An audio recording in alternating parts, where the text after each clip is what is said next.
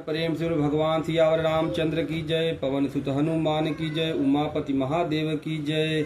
श्री रामचरित मानस बालकांड 52वां दोहा 52 दोहा।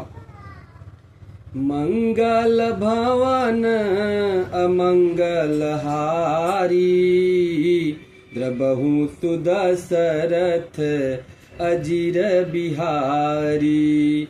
जब तुम्हरे मन अति संदेहु, तव किन जाई परीक्षा लेहूं।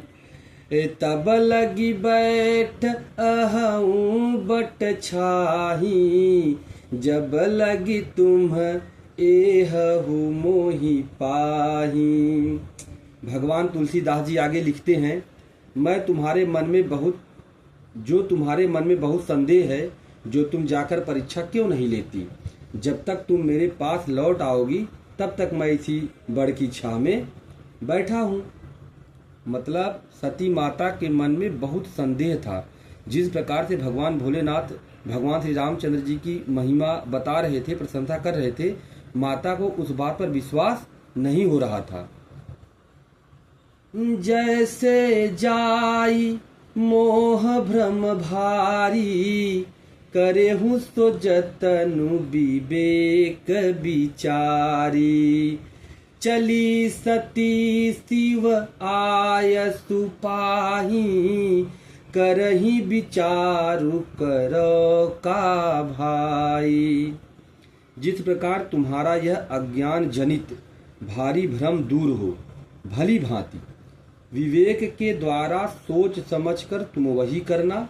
शिवजी की आज्ञा पाकर सती चली और मन में सोचने लगी कि भाई क्या करूं, कैसे परीक्षा लूं। यहाँ शंभु अस्तमन अनुमाना, दक्ष सुता कहू नहीं कल्याणा। मोरेहु कहे न संशय जाही, विधि विपरीत भलाई नाही। इधर शिवजी ने मन में ऐसा अनुमान किया कि दक्ष कन्या सती का कल्याण नहीं है। जब मेरे समझाने से भी संदेह दूर नहीं होता, तब मालूम होता है विधाता ही उल्टे हैं। अब सती का कुशल नहीं है। कोई है सोई जो राम रचि राखा, को करि तर्क बढ़ावे साखा। अस कहीं लगे जपन हरि नामा, गई सती जह प्रभु सुख धामा।